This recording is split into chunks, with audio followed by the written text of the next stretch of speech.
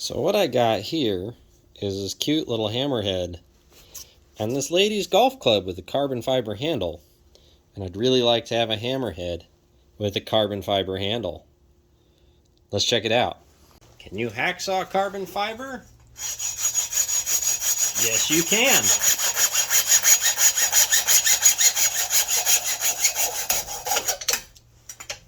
Next part. So obviously the head is a little bit ovaled and the shaft is a little bit round, and so I got to figure out how to make carbon fiber do what I want. And my guess is that it's going to take a little heat.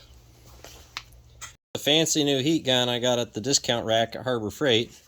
It's got digital controls that I haven't tried out yet, but let's see. I can set it to 300. For this application, I think 200, 250 ought to be fine. We'll warm up this shaft a little bit and see if we can't soften the epoxy so that I can drive it onto the head where I want it. So carbon fiber is carbon fibers that are held together with a polymer resin, and polymer resins will get soft when you warm them up. It'll get just a little hotter than that. We'll try 300. This is a really fancy temperature control.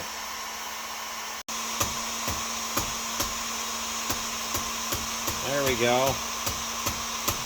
And here we have it, the golf hammer. Carbon fiber shank, steel hammer head. I'll have to try that out tomorrow when the glue dries. So I used the other section of the golf club to drive back in it as a wedge and flare out that end. Hopefully that all holds together. Pretty cool, huh? So yesterday I made the golf hammer with a golf club and this hammerhead. And now I want to test it with this big ass nail. So I need to find something to drive the nail into.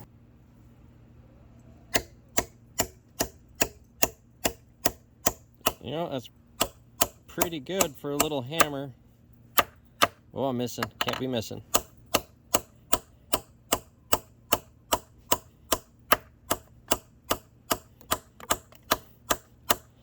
Get it. Go golf hammer.